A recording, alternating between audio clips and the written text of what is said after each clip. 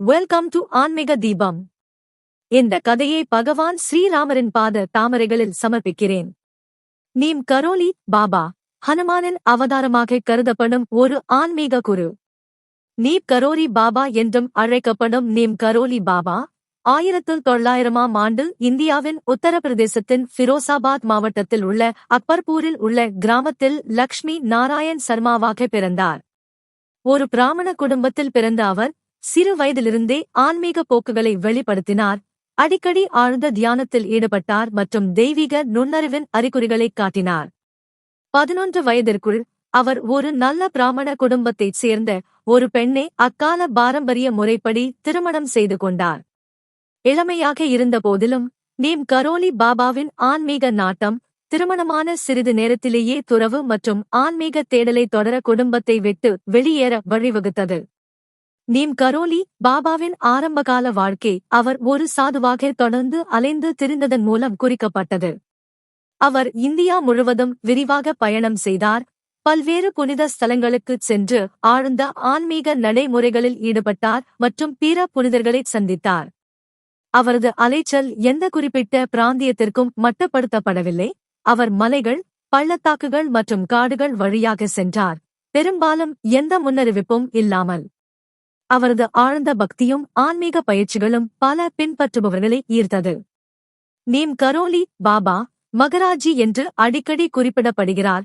ஒரு ஆழமான ஆன்மீக பயணத்தை தொடங்கினார், அது அவரை பின்பற்றுபவர்கள் மற்றும் பரந்த ஆன்மீக சமூகத்தில் ஒரு அழியாத அடையாளத்தை ஏற்படுத்தியது. அவரது வாழ்க்கை முறை ஹனுமான் மற்றும் ராமர் மீதான அவரது ஆழ்ந்த பக்தியை பிரதிபலிக்கிறது, மேலும் அவர் பக்தி மற்றும் தன்னலமற்ற சேவையின் பாதையை வலியுறுத்தினார். கடவுளின் பெயரை ஜபம் திரும்பத் திரும்பச் சொல்வது மற்றும் ஹனுமான் சாலிசா போன்ற பக்தி பாடல்களை பாடுவது போன்ற எளிய நடைமுறைகள் மூலம் கடவுளை நினைவுகூருவதன் முக்கியத்துவத்தை அவர் வலியுறுத்தினார். அவரது போதனைகள் நடைமுறை மற்றும் அணுகக்கூடியவை, பிறருக்கு இரக்கத்துடனும் கருணையுடனும் சேவை செய்ய பின்பற்றுபவர்களை ஊக்குவிக்கின்றன. இது தெய்வீகத்தை அனுபவிப்பதற்கான நேரடி பாதையாக கருதுகிறது. நீம் கரோலி பாபாவின் வாழ்க்கை எளிமை மற்றும் பிறருக்கு சேவை செய்வதில் ஆழ்ந்த அர்ப்பணிப்பு ஆகியவற்றால் வகைப்படுத்தப்பட்டது. அவர் நீண்ட சொற்பொழிவுகளை வழங்கவில்லை, ஆனால் எளிய கதைகள் மற்றும் நேரடி செயல்கள் மூலம் கற்பித்தார். அன்பு, இரக்கம் மற்றும் பணிவு ஆகியவற்றின் கொள்கைகளை உள்ளடக்கினார்.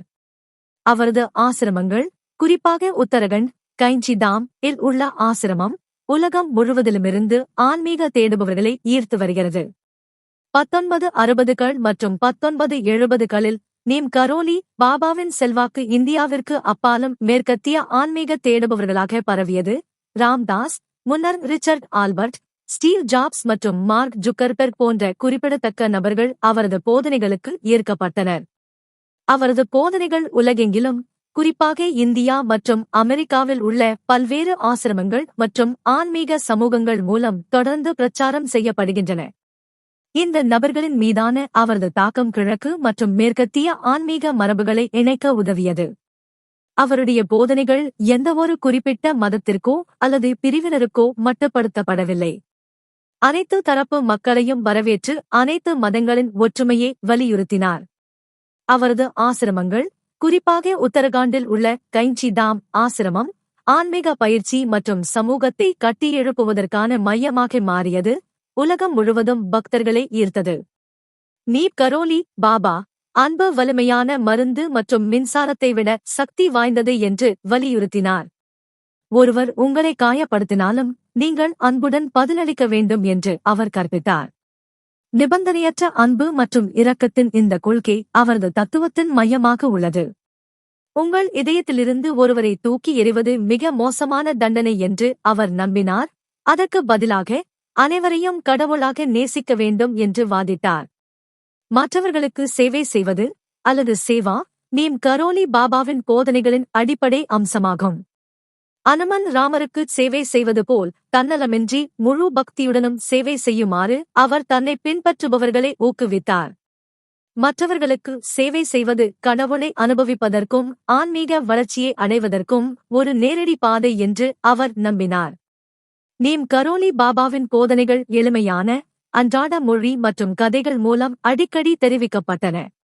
அவர் நீண்ட சொற்பொழிவுகளைத் தவிர்த்தார், தனிப்பட்ட தொடர்புகள் மற்றும் நடைமுறை எடுத்துக்காட்டுகள் மூலம் கற்பிக்க விரும்பினார். அவரது அணுகுமுறை தாழ்மையானது, மேலும் அவர் தனது சொந்த ஆன்மீக அந்தஸ்தை அடிக்கடி குறைத்து மற்ற புனிதர்களுக்கு அல்லது தெய்வீகத்திற்கு மரியாதை செலுத்தினார். எல்லா மதங்களும் ஒரே இறுதி உண்மைக்கு இட்டுச் செல்கின்றன என்றும் கடவுள் எல்லோரிடமும் இருக்கிறார் என்றும் போதித்தார். இந்த உலகளாவிய அணுகுமுறை அனைத்து ஆன்மீக பாதைகளுக்கும் மரியாதையை ஊக்குவித்தது மற்றும் அனைத்து மதங்களின் சாராம்சம் அன்பு மற்றும் இரக்கம் என்பதை வலியுறுத்தியது. நீம் கரோலி பாபா இதயம் மற்றும் மனத்தின் தூய்மையின் முக்கியத்துவத்தை வலியுறுத்தினார். தம்மை பின்பற்றுபவர்கள் எதிர்மறை உணர்ச்சிகள் மற்றும் ஆசைகளிலிருந்து தங்கள் இதயங்களை தூய்மைப்படுத்துமாறு அறிவுறுத்தினார். அந்த இணைப்பு ஒருவரை ஆன்மீக முன்னேற்றத்திலிருந்து பின்தள்ளுகிறது என்று கூறினார். எப்பொழுதும் உண்மையை பேசுவதாலும் கடவுளின் மீது எண்ணங்களை செலுத்துவதாலும் உண்மையான சுத்திகரிப்பு வரும் என்று அவர் நம்பினார். அவர் விரிவான தியான நுட்பங்களை கற்பிக்கவில்லை என்றாலும் நீம் கரோலி பாபா கடவுளின் பெயரை ஜபம் திரும்பத் திரும்பச் சொல்வது மற்றும் ஹனுமான் சாலிசாவை பாடுவது போன்ற எளிய நடைமுறைகளுக்கு வாதிட்டார். இந்த நடைமுறைகள் தெய்வீகத்துடன் ஆழமான தொடர்பை வளர்த்து உள் அமைதியை கொண்டுவர உதவும் என்று அவர் நம்பினார். நீம் கரோலி பாபாவின் பாரம்பரியம் அவரது அற்புதங்கள் மற்றும் இரக்கமுள்ள செயல்களின் பல கதைகள் மூலம் தொடர்கிறது. இது அவரது ஆழ்ந்த ஆன்மீக நுண்ணறிவு மற்றும் மனிதகுலத்திற்கு சேவை செய்வதில் அசைக்க முடியாத அர்ப்பணிப்பை எடுத்துக்காட்டுகிறது. அவரது வாழ்க்கையும் போதனைகளும் உலகெங்கிலும் உள்ள ஆன்மீக தேடுபவர்களுக்கு உத்வேகம் அளிக்கின்றன. நீம் கரோலி பாபாவின் அற்புதச் செயல்களைப் பற்றிய ஏராளமான கதைகள் மற்றும் நிகழ்வுகள் அவரை பின்பற்றுபவர்களிடையே பரவுகின்றன. ஒரே நேரத்தில் 2 இடங்களில் இருப்பது, நோய்வாய்ப்பட்டவர்களை குணப்படுத்துதல் மற்றும் இயற்கையான கூறுகளை கட்டுப்படுத்துதல் போன்ற அசாதாரண செயல்களை அவர் செய்த நிகழ்வுகள் இதில் அடங்கும். சில குறிப்பிடத்தக்க அற்புதங்கள் அடங்கும். நீம் கரோலி பாபாவை மீண்டும் ஏற அனுமதிக்கும் வரை ரயிலை இயக்க முடியாத ஒரு பிரபலமான நிகழ்வு. டிக்கெட் இல்லாததால் ரயிலில் இருந்து இறங்கும்படி அவரிடம் கேட்கப்பட்டது. அவரை மீண்டும் ஏறும் வரை ரயிலை மீண்டும் இயக்க முடியவில்லை. ரயிலை முழுமையாக சோதனை செய்தபோதும் எந்த பிரச்சனையும் இல்லை. அதிகாரிகள் மன்னிப்பு கேட்டு மீண்டும் ரயிலில் ஏறுமாறு கேட்டுக் கொண்டனர். நீப் கரோரி கிராமத்தில் ஒரு ரயில் நிலையம் கட்டப்பட வேண்டும் மற்றும் ரயில்வே அதிகாரிகள் சாதுக்களை சிறப்பாக நடத்த வேண்டும் என்ற நிபந்தனையின் கீழ் அவர் மீண்டும் ஏற ஒப்புக்கொண்டார்.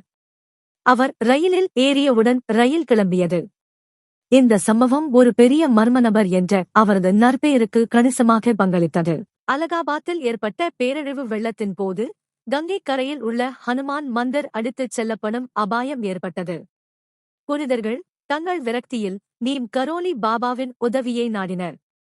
பாபா வந்து ஆற்றில் இருந்து சிறிது தண்ணீரை பருகி தண்ணீர் குறையும் என்று அறிவித்தார். அதிசயமாக 3 நாட்களுக்குள் நீர்மட்டம் குறைந்து கோவில் காப்பாற்றப்பட்டது. பங்கியில் புதிய ஹனுமான் கோவில் திறப்பு விழாவின் போது அலகாபாத்தில் உள்ள தனது சீடர்களிடம் பாபா நீம் கரோலி விழாவில் கலந்து கொள்ளப் போவதில்லை என்று கூறியிருந்தார். எவ்வாறாயினும் பாபா 7 மணி முதல் 12 மணி வரை விழாவில் இருந்ததாக பாங்கியில் உள்ள பக்தர்கள் தெரிவித்தனர். அதே நேரத்தில் அலகாபாத்தில் உள்ள உதவியாளர்கள் அவர் முழு நேரமும் அங்கிருந்ததை உறுதிப்படுத்தினர். ஒரே நேரத்தில் 2 இடங்களில் இருக்கும் இந்தச் சம்பவம் அவரது அற்புத திறன்களுக்கு பல எடுத்துக்காட்டுகளில் ஒன்றாகும். ஆயுபி வைஷ் என்ற சீடருக்கு பாபா ஒரு குடையை கொடுத்தார். அதை பாபா தன்னுடன் வைத்துக் கொள்ள வலியுறுத்தினார். பல ஆண்டுகளுக்குப் பிறகு வைஷ் இதயம் மற்றும் மண்ணீரல் பிரச்சினைகளால் கடுமையாக நோய்வாய்ப்பட்டார். பாபாவின் குடையை நினைவு கூர்ந்த அவர் சிகிச்சையின் போது அதை தன்னுடன் வைத்திருந்தார். அதிசயமாக 13 சென்டிமீட்டர் பெரிதாகி இருந்த அவரது மண்ணீரல் மருத்துவ விஞ்ஞானம் விளக்குவதை விட மிக வேகமாக சாதாரண அளவுக்கு குறைக்கப்பட்டது.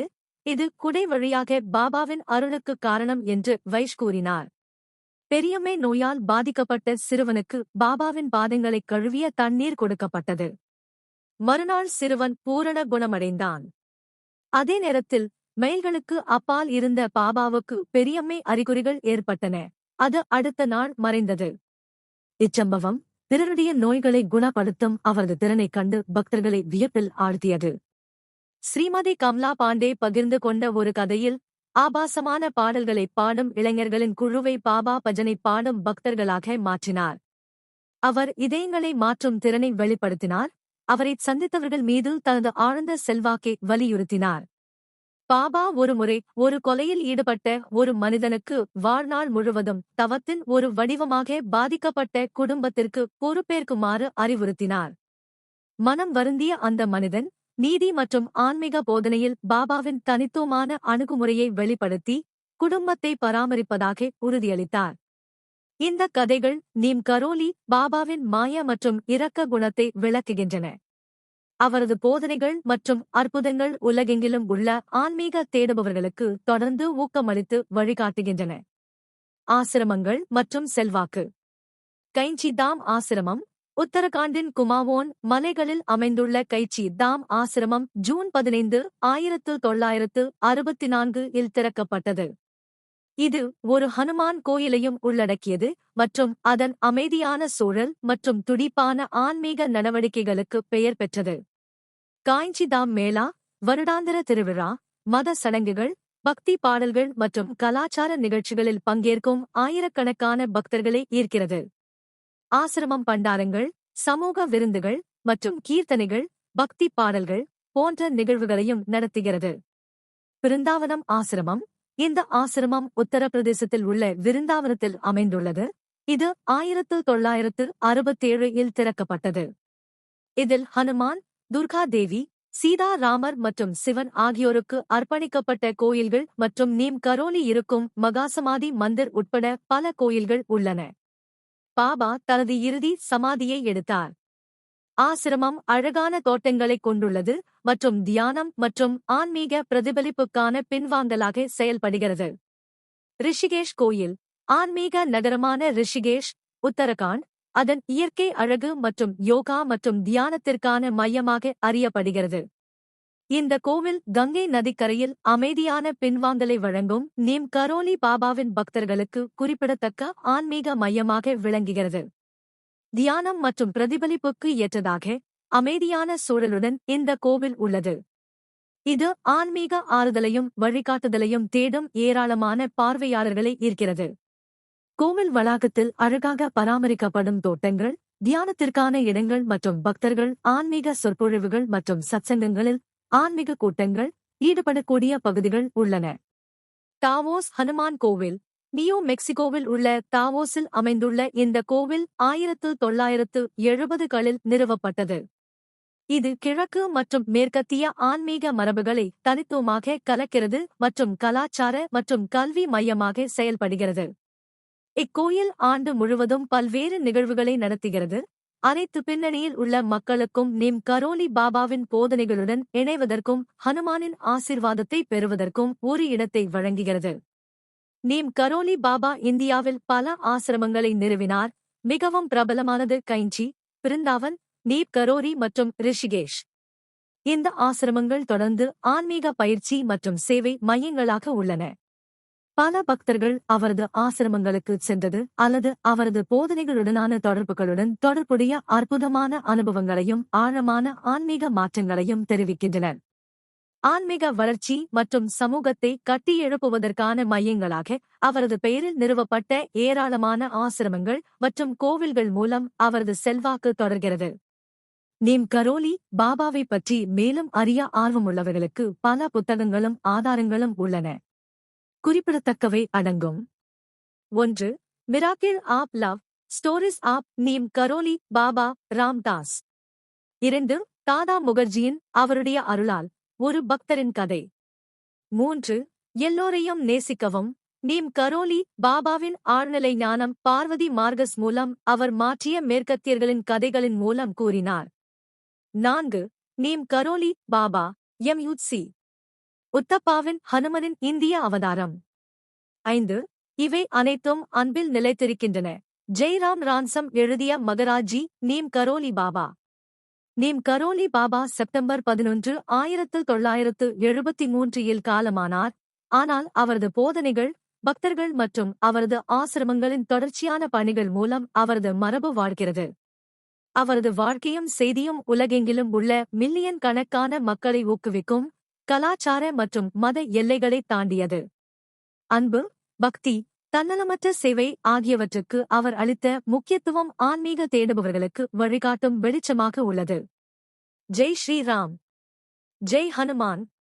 வீடியோ உங்களுக்கு பிடித்திருந்தால் மற்றவர்களுடன் பகிர மறக்காதீர்கள். லைக் செய்து உங்கள் கருத்துக்களையும் பகிரவும். எங்களுடன் இணைந்திருங்கள்.